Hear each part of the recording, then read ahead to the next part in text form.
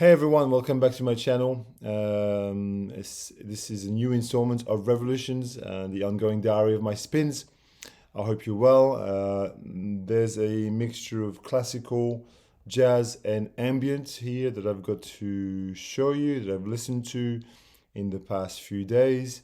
If that's not your thing, obviously, this video may not be for you. And before I start, I just want to give a big shout out to the crew I did a live stream with the other day. Dom, Chris Cole, Dave, Alex Martinez, Pat. Maybe I'm forgetting someone. Like it was like kind of old VC again, or I felt that this kind of spirit. I mean, obviously Chris Cole and I are definitely old timers of that sort of circle, but no, I really enjoyed myself, and maybe we do more of those. And just before that, I did a stream with Brandon and Alex. Now, Brandon is Faust in the head, and I want to give him a shout out because he's only got like 100 subscribers, and he should have more because he's got really incredible taste, and he knows so much about so much about music, and he's got so much to bring to the table. So I'll just link his channel there because it's always, I don't know how the algorithm works on YouTube, who sees what. Probably not very many people see my videos because I'm not, and I feel that it's difficult to be seen by a lot of people when when your channel is small to start with. I digress. Classical music. Bartok, one of my heroes. I played this violin concerto number 2 with Yehudi Menuhin on violin and conducted by Antal Dorati, I think is Swiss. A very accessible violin concerto, not atonal or dissonant at all. It's very very palatable music. It's you can put this on a Sunday morning and really like it sort of flows in here, flows through the lounge room and just brightens your day altogether. Okay, so I played this. I really love this. This is beautiful. And another release on World Record Club, I talked about this in one of my last videos, is this I think astounding collection of piano tunes, a piano recital by Shura Cherkassky, who I think is Russian, and he plays very beautifully Chopin, Clementi, Schumann, Tausig, and Liszt. And I think the Chopin pieces on side 1 are just to die for. This is a gorgeous piece of music. It's obviously I don't know how easy you would be able to find this kind of work where you are, but I mean I came across this in a local store, and like when you see a cover like this, and piano recital for me, like that sells it already. Campo, who has sold me quite a few of his records, and he sold me, I bought from him his whole stack of this label, Denon Classical. They're Japanese. They're a Japanese classical series, and he had about 20 of them, and he just wanted to, he thought they would go to a good home with me, and he's right. I would treasure those, and so I've played 3 of them this week. Satie, who are absolutely worship, he's one of my, if I'm talking about modern classical, I think he's the granddaddy of ambient music with Claude Debussy, obviously. And this is a fantastically played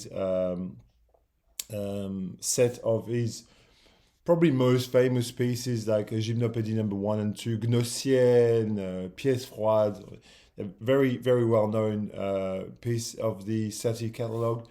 I love Satie because he was a quirky man. He collected all sorts of bizarre. I think he was a bit on the spectrum, to be honest. But this is a wonderful rendition, 1976. So I really loved hearing this. Another one of this series is this Beethoven, played by the Czech Czechoslovakian at the time, Smetana Quartet. Just an amazing, like these guys are probably one of the best quartets to ever make classical music ever. They're just, yeah, they are just so elegant, like, and so with this series, like the recording is also so just, yeah, it is fantastic. I love this Beethoven, and I also played Maria Joao Pires, who plays Mozart on. So these are Piano Sonatas Volume 4, which were recorded in 1974. And again, I mean, you've got Mozart, you've got solo piano.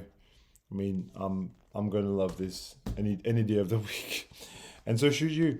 And then since I'm on classical music, I thought, well, I'll stay with, it is classical music, but from India. This is another one that I bought from Campo, actually, music from Veena. And the Veena is a sort of a sitar-like string instrument, which is popular in South India. So this is South Indian music. This is what called Carnatic music, the classical music from the south of India. I did a video on Hindustani music, which is the classical music from the north of India. This is South Indian music, and it's devotional and spiritual in every possible way. This is a lovely, lovely record, which I will also treasure. And it does also go into explaining what the Veena is. It's a very, I love these ethnographic records. They just really add something to one's collection. And the last one I'm going to talk about in this classical segment, fits in the classical here, is this recent reissue from this pianist Emmaoy Tsege Mariam Jebru. I probably butchered that pronunciation. She was an Ethiopian nun, as you can see. The album is called Jerusalem. Now, I would highly, highly recommend these records, because there's a couple of them out. They're on Mississippi Records. Now, originals of these, forget about it, because these records that came out in Ethiopia, there's so few of them. But what I will say is, I was talking about Satie before, and I'll talk about Debussy, and that's the spirit that you get on this record. There's solo piano.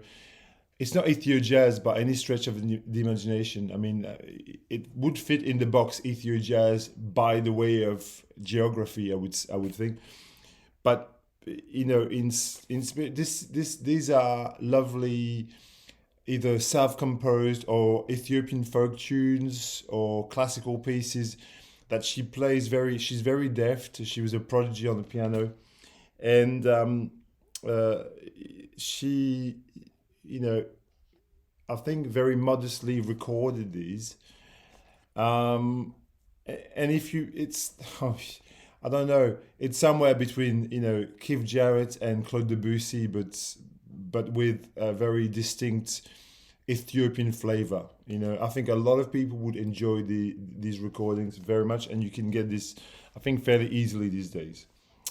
I'm going to move on to jazz. The other day, as I said, I was on a stream with Dom and Dave and these guys, and we started talking about Jeff Gilson, which I'm going to call Jeff Gilson, because it's probably easier for the English speakers. But his name was Jeff Gilson. He was from near where I come from, actually, very, very close to where I personally come from, and the story is that in 1968, at the very start of the May 1968 student revolution, he boarded a plane to Madagascar. Malagasy are inhabitants of the island of Madagascar, which used to be a French colony. I don't know if at the time in '68 it was still a French colony. Probably not, but it was probably around the time when it became independent, I would say.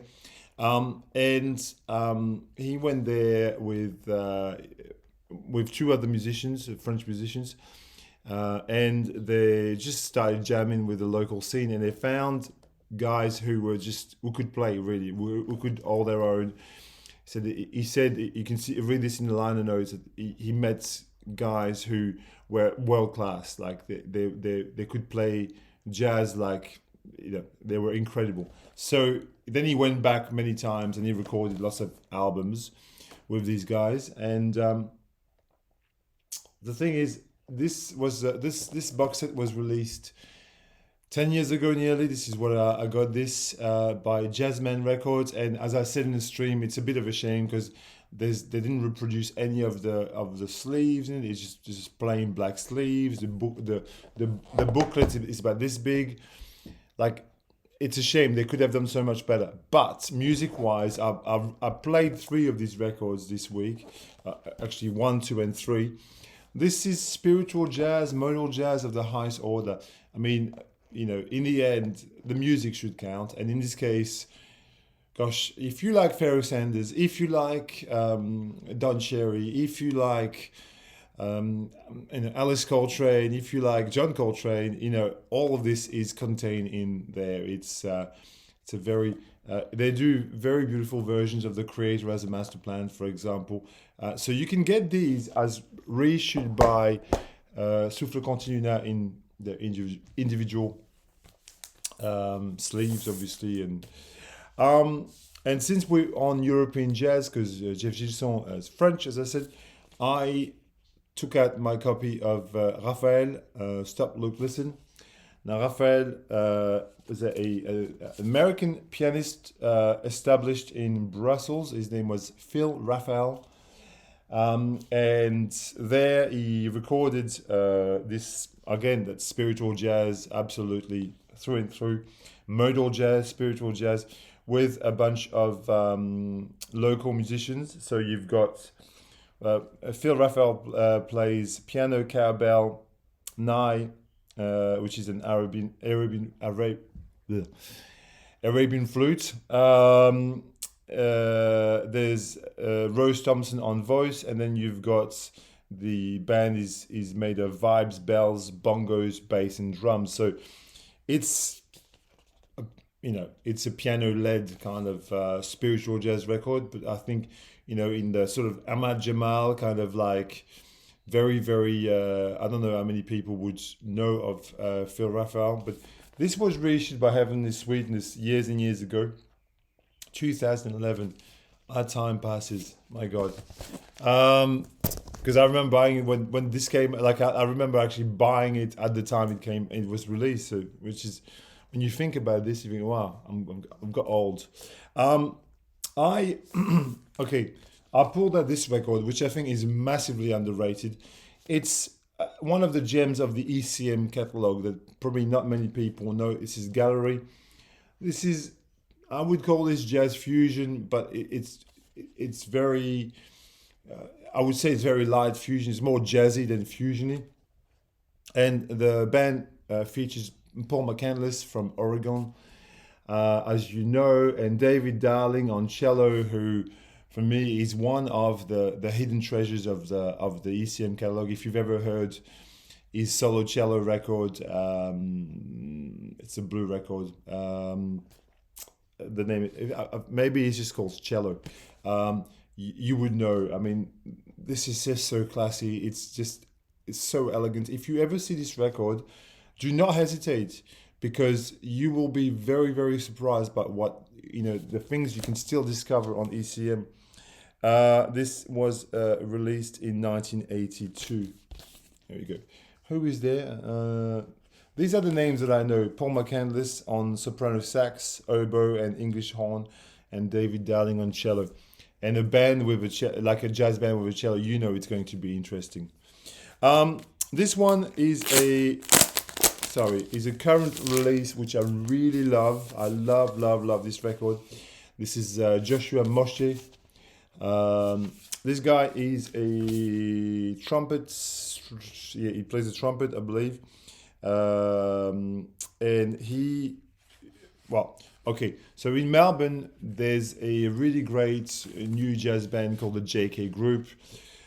He comes from that sort of roster of the JK group, Josh Kelly, Ziggy Zeitgeist, and all the rest. I've talked about these guys so often on this channel. But then he's gone. He's had cancer, I think. Poor guy, and he, after bouts of chemotherapy, and getting stronger, he decided to make this very, very deeply spiritual record. I'm going to use the term again, but that is it. The guy can, like, oh my God, this is such it's just the power of his horn is, like when you hear some Coltrane records where you're just screeching out of the speakers, this has got the same intensity. The intensity of the screeching it's amazing. He's obviously this is very also influenced by his own spirituality because he's Jewish, and you can see some title of the song Shemesh Yehuda. So there's that sort of side. It features Louis Moody on Fender Rhodes. You've got Erica Tucheri. You've got Kazo. Oh, it's just a really great roster on this. On LASAP Records, which is one of our local labels, which I absolutely love and champion. Love to death. Josh Moshe, very high recommended. Sorry, the description wasn't very good. Very quickly, I pulled out my copy of Iron Man, which is probably one of my favorite Dolphy records, if I'm going to be honest. This is an El Cheapo reissue, later reissue. But it still sounds really good, I think. Who's on this? Eric Dolphy, Prince Lasher, Clifford Jordan, Woody Shaw, Richard Davis, Bobby Hutcherson. If that doesn't sell you, I mean, what a lineup. It's amazing, really. And the title track, Iron Man, it's a killer record. It's an absolute killer record, this record. Again, sort of like just very deeply intense modal jazz.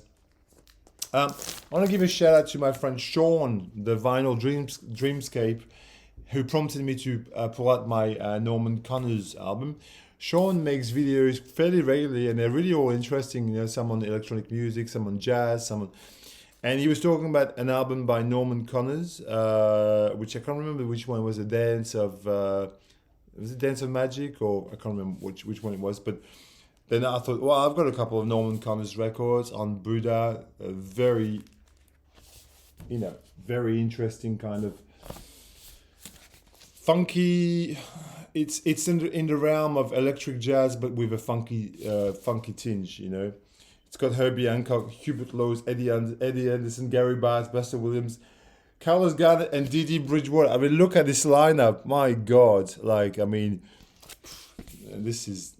Top notch electric, sort of late 70s electric Mars, electric Herbie, full blast with a bit of a funky I mean, this is a classic on CTI, Straight Life Freddie Hubbard, one of my favorite Hubbards, again with a killer lineup.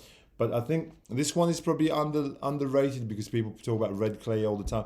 I think after Red Clay, or equal to Red Clay in some ways for me, is Straight Life, with the title track, which is 17 minutes 30 seconds of pure joy. It's like post-bop freak out.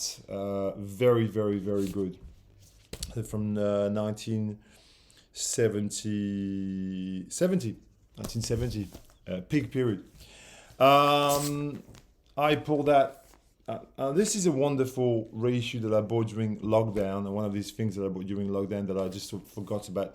Impressions of Copenhagen by the Joe Bonner. How many of them? It's just on the name Joseph Bonner. Again, this is very, very lovely modal jazz, and has not only your sort of typical jazz instrumentation, but also has cello, violin, or there's two violins, viola, and is completed obviously by trumpet, trombone, flute, and the ensemble is arranged and conducted by Joe Bonner. So it's kind of, it does have a third stream kind of a vibe.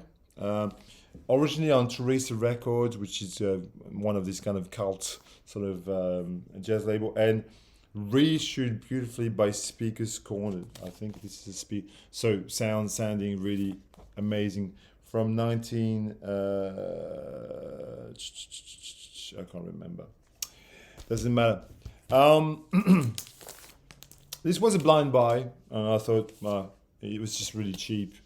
Doublet by Mickey Tucker. Now Mickey Tucker is a pianist, was a pianist, is a pianist. I don't know if he's still with us. I think he's still alive. Sorry Mickey if I killed you. Doublet. So look, I don't know much about Mickey Tucker. This record popped up in a local shop for really cheap, and the cover reminded me a little bit of the Kenny Drew on Steeplechase kind of records, and I thought, well, this could be cool, this could be interesting, and damn right, it was interesting. So he recorded this in Japan with Toshio Oshimi on drum, who's Japanese, and Cameron Brown on bass, and yeah, it's got this kind of post-bop piano trio feel. It's really enjoyable, really, from 1977 I think, or 78, and only released in Japan perhaps, but it's still total blind buy. And sometimes because there was nothing you could really listen even on YouTube on it, so I just went, oh okay, fuck it. It was only like really cheap, like $20 or something, so I just get it. I really enjoyed it. A couple of Japanese numbers. Orangutan Classic, Isao Suzuki Quartet +2. Now Isao Suzuki on this plays the bass, the cello, and electric piano. He's a legend of Japanese jazz. I've got quite a few of his records. I mean, if you're into Japanese jazz, this name will have popped up, absolutely. And this is probably one of his better records, 1973, originally released. Orangutan, funky, I will describe it as funky electric jazz. Very, again, I refer to Herbie a lot. I refer to the Norman Connors that I was playing before. That's not too far in sound, albeit a little bit more psychedelic than the Norman Connors. That's got a more psychedelic tinge. And this is not a jazz album at all, but because I'm doing Japanese, is Osamu Kichijima. Now, Osamu Kichijima, people may know from the album Benzaiten, which, in the VC back in the day was doing the rounds. We probably all got it at one point. And this is a later album from 1977. I think Benzaiten's from 75, maybe 76, and this is from 77. And this has got a way more new agey kind of sound, but enjoyable all the same. Still very psychedelic, because he takes a very sort of like traditional Japanese sounding approach and sort of marries it with, kind of a psychedelic kind of, backdrop with the instrumentation that he uses. But it has a more new age. It's got acoustic guitar, clavinets, Fender Rhodes, drums, shakuhachi, which is the flute. So you got but it's lovely kind of ambient classical. And that's a good bridge to my ambient section. So now we're going to talk about 4 or 5 ambient records that I've been playing, and then I'll stop here because I'm only on 24 minutes. Okay, I'm going to talk about 2 records from this amazing label called Mad Habitats. Now, Mad Habitat is a label from Sydney, I believe. And these 2 records came out basically this year. Although this one's listed at 2022, but I think it's a current record. And this is Santilli. Max Santilli is a multi-instrumentalist. He lives in Sydney. He collaborated with another favorite record of mine from last year, Agrafora. and he plays on this 12-string acoustic guitar, classical guitar, electric guitar, bass, piano, congas, bongos, kalimba, drums, berimbau, udu, flute, shakers, cymbals, and miscellaneous percussion. So he made everything himself on the on his laptop or whatnot, on his 4-track, whatever he records on, and it's a lovely ambient record. Oh my gosh, this is just so delicate and just leads you to daydream and contemplation, and it's a lovely with an sort of ethno folk kind of like vibe. But I don't know, this record you would never probably find outside of Australia because it's a local record, but you could listen to it on Bandcamp. And whilst I'm here, I'm going to spotlight another album by Mad Habitats, another one. And I want to share that to Hub 301, which is one of my local stores in Melbourne. And they sort of, sell those records because they just do ambient records and they do it really well. This is the artist is called Possum, which could be a play on word on the animal, the possum, which we see everywhere here, with the birds. Okay, Possum with the birds. So here we have again a fantastically composed ambient album, which according to the liner was born out of the 2020-2021 lockdowns. And with this we have a very much Colin Stetson kind of approach, if you know Colin Stetson, especially because of the use of the sax on this. If you listen to the title track with the birds, you'll see what I mean. Beautiful synth and sax, kind of like, I don't know much about the artist, I'm going to be honest with you, but it's from Sydney. And just on the cover alone, I was like, okay, well, let's just give this and I played the first track and I thought, oh my god, I love this. Next, Kelly Malone, I think it's the latest, Living Torch. No, it's from 2021. Wonderful droney kind of masterpiece. It sounds like this actually. Recorded at the composed and produced by Kelly Malone at INA GRM. So GRM is a Groupe de Recherche Musicale, which is like a very well-known institution in France, where people like Jean-Michel Jarre, Pierre-Henry, Luc Ferrari, all sorts of electronic, avant-garde, experimental composers worked. Stanty could tell you a lot about the GRM.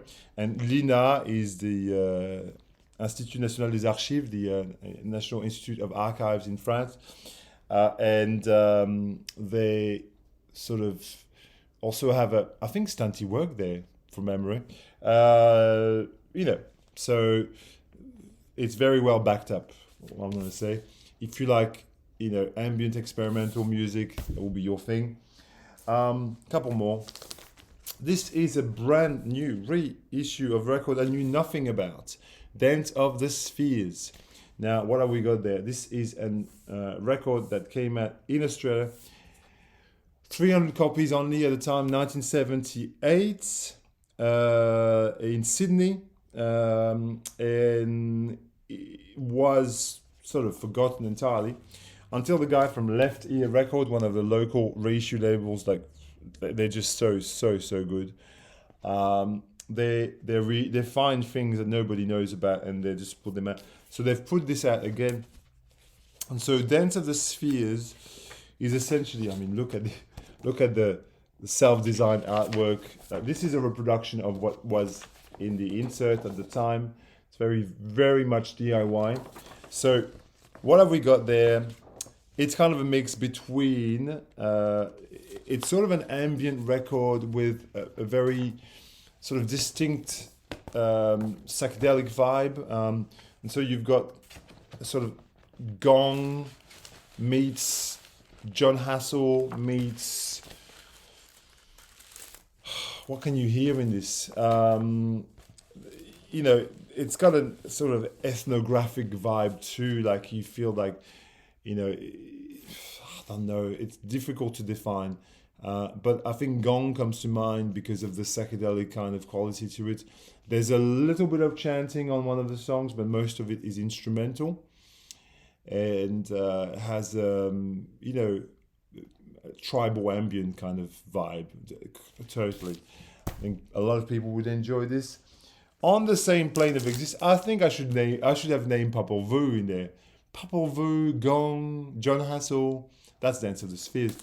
What can I say about this? You all know about Inden Gatens, Pharaohs, the amazing, beautiful record, absolutely amazing from back to front. Brian Fricker.